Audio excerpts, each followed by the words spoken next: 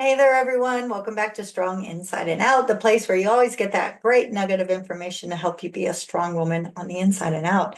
This week, I'm going to talk a little bit about a rant that I think I'm having. As I get older, I start to wonder, am I becoming like my parents or my grandparents? I don't think so, but I have noticed that things tend to rub me differently, I guess would be a way to say it. But before we get started on all of that, it's storming here in Houston today. It's supposed to get kind of bad while I'm recording. And so hopefully we have good connection and good response in all of the things. So keep your fingers crossed. I was thinking about my grandpa earlier this week. I am one that when I went into the schools that I led as a principal, one of the most important things was that we felt like we were a community. And part of being a community is being able to greet each other. And I've learned over the years, and I actually have served in education for 30 years. So think back to 1995 and how different the world was, right? And as I was thinking about taking on the schools that I led, which they were challenging schools and they were in a state that was not the best when I took them over. And I would always just think back to what did my community look like growing up? Now, I grew up in a small town, as you've heard me say, and we either knew everybody or somebody we knew somebody, if that makes sense, just because it's small. And I remember growing up in my neighborhood, everybody knew us. So we could run the streets and we could play and we could ride our bikes places because somebody along the routes always knew us, right? And would keep us safe. And my grandparents' neighborhood, I spent a lot of time with my grandparents. They all knew us there too. And, it's just that way in a small town. And then I start to think about when we left our small town and we came to Houston, and Houston is so big, and we lived in apartment complexes for many years, and people did not know us. We didn't know them. And people in apartment complexes, it's very complicated, right? You have some complexes that are really, really nice where people actually purchase their condos or townhomes or whatever. And then you have rentals. And we always lived in rentals. We didn't have much money.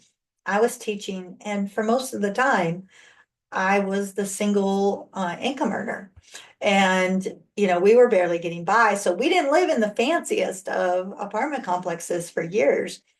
And those were not people that we necessarily went out and socialized with and hung out with. But when we built our first house, we built our first home in 2001. And it was in a brand new neighborhood. So it was in a planned community. And all the homes on the street had been built within the last 6 months. And so all the families moving in, we were all young-ish with children. And, we were excited to be homeowners. And the community set itself up for community. We had a swimming pool in our community. We had a park in our community. Now, our home was not super expensive. And our community was not super expensive to live in. It was one of the cheaper. So we didn't have some of the amenities like a clubhouse. We didn't have a workout space. We didn't have trails. We didn't have anything like that. But we did get to know our neighbors a bit, and we became a community. And when I left that and went back to Iowa, I went to Des Moines, and Des Moines is different. It's a city. Of course, it's not a huge city. I think at the time, 200,000 people, but big enough that if you didn't know people, you didn't know people. And I moved into a neighborhood, and the neighbor across the street spoke to me, and that was it. Nobody else spoke to me. And then I moved from that rental to a house that I was doing a house flip on. And the neighbors next door to me spoke to me, but nobody else spoke to me. It wasn't a friendly community area, but they weren't planned communities. They were older communities where there was different types of people that lived in them. And when I would walk my dogs, nobody would talk to me. And I remember coming back to Houston thinking, I'm going back to a community where people are friendly. I came back and I actually moved into an amazing neighborhood. There was a golf course and a workout room and a golf club, so a restaurant and the club itself that you could go to. And there was a swimming pool area and there were parks and there were trails and it was on a lake, so there were opportunities to run on the lake and just see the beautiful scenery. And the people within the community were friendly. They had been there, they were established. It wasn't a brand new community. I was the newbie coming in, but people were kind. We would walk, my dog and I, and people would stop us and talk to us and just communicate with us. And when I was out running, they'd wave and all of the things. And then I moved into this community, and I've been in my house almost 4 years now. And my community is really beautiful. Part of the community is on the lakeside and it's gated and it's very nice. The other part of the community, my side, is we're not gated, but we're by the school. We are right up against another really nice community. We have trails. We have a splash pad for kids, more than one park, waterways, fountains, swimming pool area, a clubhouse. We don't have a golf course here, but it's a nice community. And I paid a good amount of money for my home. But I will tell you this. One thing that I want to note, I think is a little bit different, is that I came into this community as COVID was ending. And I think after COVID, and this is my theory that I want to talk about today, that there is a different feel. And it leads me to the question, have we lost our human touch? As I started to say earlier, when I was a principal going into these challenged schools, community did not exist. Sorry, the dog is barking up the storm, so just, sorry, I apologize. Come lay down, baby. Here, lay down. I'd go into these schools and people didn't say good morning. They didn't say hello. They weren't kind. And if they did communicate with each other, it was some kind of look that to me was ugly. And the community, the family members in the community didn't have like a connection to the staff members and vice versa. And kids didn't know how to say good morning and goodbye and thank you and hello. And it was just, it was bad. And it was all three of my schools. And so I made a point, as I would always walk in and think about my grandpa, how it didn't matter where he was. He never met a stranger. Not that he told everybody his life story, because you can overshare, right? But he always made it a point to say hello, good morning, good afternoon, whatever it was, thank them for their conversation and say goodbye. And I remember asking him one time why he did that. And he said, because I don't know what battle that person is fighting. And I might be the only person that ever speaks to them today. And because I spoke to them, they know they have a connection with somebody. And I always found that to be very interesting. I was a very shy kid, and growing up, going to school, I didn't talk to a lot of people, but I always said good morning to people. People looked at me weird sometimes, but that resonated with me, what my grandfather said, because we don't know what battles people are fighting. We may be the only person they talk to all day. So this past week, it's been interesting. It's been rough at school because this is the time of year that's crazy wild, right? And everybody's on everybody's nerves, and we're getting close to state assessments. So everybody's stressed out. Kids are stressed out. Teachers are stressed out. Family members are stressed out. It was parent conference time this week. And so if parents didn't know that their child was struggling and found out for the first time, they were not happy. And everybody's tired. And the other morning, so my week was wild because I just had a challenge after a challenge after a challenge. One morning, I think it was Wednesday morning. I got up, I had a great workout, I got ready, I was on time, I was doing the thing. And I got out of my car with all of my things, which is a coffee and my smoothie drink for lunch. And the wind was so bad, it hit the car door, and the car door started to close and hit my arm, and I spilled my coffee. And as I was walking in, looking at the coffee spilt on my shirt, somebody was coming out a door. Neither of us were paying attention, and the door slammed into me and spilt my entire smoothie down my clothes, all over the carpet in the office. And so I didn't have lunch. I had to clean my clothes. There's no dryer at the school that works, and it was a mess. Then on Thursday, I get to school and I realize I don't have my glasses. Now I can see perfectly far away. As a matter of fact, more than perfect far away. The eye doctors are just always surprised and shocked when I go to my exams, how great my eyesight continues to be at my age, far away. But my eyesight close up, I cannot see anything, nothing. And I was giving students a test that day and I needed to be on my computer. So I had to drive an hour, 30 minutes each way to go back home and get my glasses. And it just set the day off weird. And then Friday, I turned the alarm off and I overslept. I'm telling you, it was a week. So Wednesday, when I was going to get lunch and doing all of the things, I was thinking, oh my gosh, I could just make this into a bad day. Or I could say, you know what, things happen, right? And it doesn't mean the rest of my day has to be ruined. And I get to control how I respond. On Thursday morning, when I got up, I was tired and I was thinking, I don't want to go. It's windy, it's gross outside.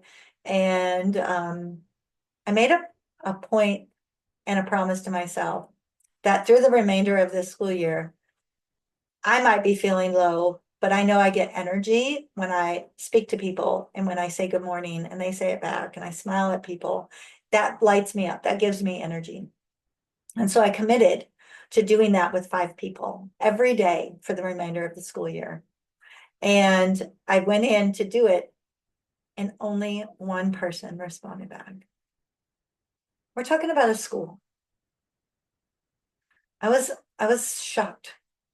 Now, did it stop me from saying it? Absolutely not, because as a principal, I was always known to go, good morning. And if I didn't get a response back, I would wait, good morning, and say it again, because the students had to learn that it's important to greet people. And then fast forward to today, it's Saturday, and I got up and I've been up early. I didn't sleep real well, but I went out for my walk with the dog before the storm started. And we saw 3 people out walking. And out of the 3 people, only one person said good morning back. One. And these are adults in my neighborhood. One person. One didn't even acknowledge me by even looking at us. And the second one looked at me but didn't say anything. Now, I started to wonder, did I just misunderstand? Maybe she said it under her breath, or, because she was walking, right? But then I thought, no, I would have been able to see that. I'm a pretty good read of people. So I want to ask all of us out there, what do you think? Have we lost the human connection? That human touch? I stopped and stepped back for a minute, and as I said, I came into this neighborhood during COVID, and so maybe around COVID times, the first couple years, you would think, yeah, people have been isolated more. Okay, they got used to not talking to people. I'm going to give people the benefit of the doubt as much as I can, but we're 5 years out. We're all back to work. We're all back to normal life. And I didn't understand it. Now, I'm sure if you stop and think about it, you're probably sitting there going, oh, wow, I've noticed that too. And it made me sad. It made me start to wonder, what if people stopped saying good morning when they're not getting a response back? So today I encountered 3 people. One person responded. Tomorrow, if I go out and I see 3 more people, and only one person responds, do I start to become feeling a little defeated? Like, oh, I guess it's not worth it. So why should I even attempt? Because there are people out there like that, right? There are people out there going, well, why should I even try if nobody else is trying? And then they stop. But as I was working out after the walk, and where I usually do my best thinking in two places, y'all, the shower and during my workout, I just kept going back to my grandpa, and I kept thinking about what he said about whether or not the person responds positively. You may be the only person that speaks to them that day. Because of you, maybe they had a different outcome on their day. Because you spoke to them and just said good morning, maybe they absolutely thought, I matter. Somebody sees me. I've had low days before, rough days. I've gone through some really challenging things, as we all have in life. And I know there are days. I live alone. I live with my dog. Now I talk to my daughter every day. But in between those conversations, and especially on weekends when she and her husband are busy, I talk to her in the morning. I might not talk to her for the rest of the day. And if nobody else acknowledges me or says anything to me, and I'm in a funk already, that's going to make me even worse. It's going to make me sad. Now, we're not all Sherry Dixons, right? You're not going to walk into a room just like my grandpa did and start up a conversation with someone. We have the gift of gab in my family. My grandpa, my uncle, my dad, my aunt, their siblings, easy to talk to, easy to get along with. My sister, myself, my brother's a little more reserved. He doesn't necessarily just reach out and start talking to people, but once he knows them, he'll have a conversation. My daughter is very outgoing. My son-in-law is very outgoing. As a matter of fact, I tease my daughter all the time that she married her mother because he and I are a lot alike. I guess that's why I hired him way back in the day. But anyway, you don't all have to be like us, where we can easily start a conversation, that we can easily find someone in the room and we're not afraid to stop to anybody. I don't care how tall or short or how wide or how thin or the color of your skin. It doesn't, how old you are. It doesn't matter. I'm going to say good morning or good afternoon. I'm going to hold the door. Sometimes I'm even going to let you cut in front of me in line, because I believe just what my grandpa said. We don't know what people are going through, and we might be the one shining light for them that day. So it's worth it. But I challenge you, if you're not greeting people, they don't have to be your best friend, I promise. And if you don't even want to look at them when you say it, okay, start without looking at them. But let's get back to having that human touch again. And let's take care of people. The world is ugly enough right now, right? We don't need any more. All right, that's everything I have for this week. I told you it was going to be a little bit of a rant. I'm old, I know, but I also know this. I believe in kindness. I believe that as people, we do have the power to make the world a better place. We can't just assume everybody else is going to do it and we don't have to have a part in it. And even on the hard days, we still have to step up and do our part. So as I leave out, you do better when you know better. And now we all know better. So let's go do better. All right. Have a great week. And I'll see you all back here next week on Strong Inside and Out.